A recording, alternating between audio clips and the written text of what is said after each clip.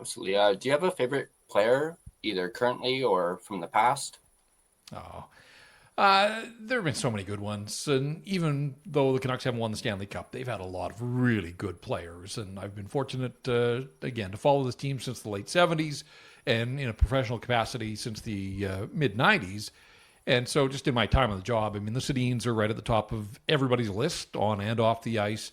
But there are so many good ones, and I don't want to leave guys out. So, just when I think of Alex Burrows was always, I just Alex Burrows was about as normal a guy as you're going to find playing professional sports, and I love the fact that while he played hockey, he had an interest in so many other sports, whether it was the CFL or tennis or you name it. You just talk sports with him, and always felt like just a regular guy. Brendan Morrison was much the same in his time as a member of the Vancouver Canucks. So there's lots of good guys, and for the most part, the number of good guys exceeds the number of problem cases or difficult ones. And like over the length of time I've been doing the job, and the fact that the team hasn't won the cup, there have been some guys that have been a little disgruntled over the years.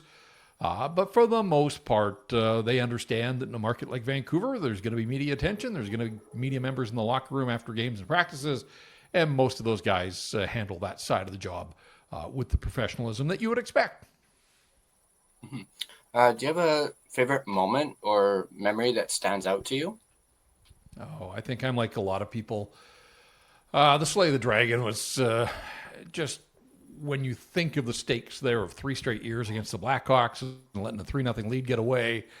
And in my heart of hearts, I do believe that they would have blown the Canuck organization apart. I think Alain Vigneault would have been gone. I don't know if the Sedins would have survived.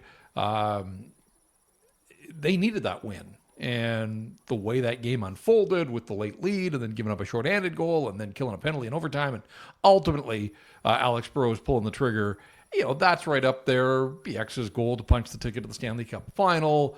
Again, those home games during the final were incredible.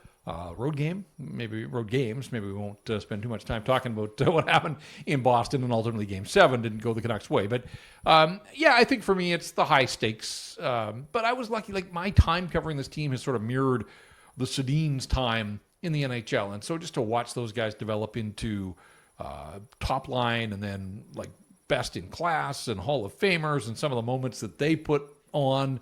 But I go back in my fandom, like I was there in 1982 at the Pacific Coliseum for both of the Stanley Cup final games against the New York Islanders.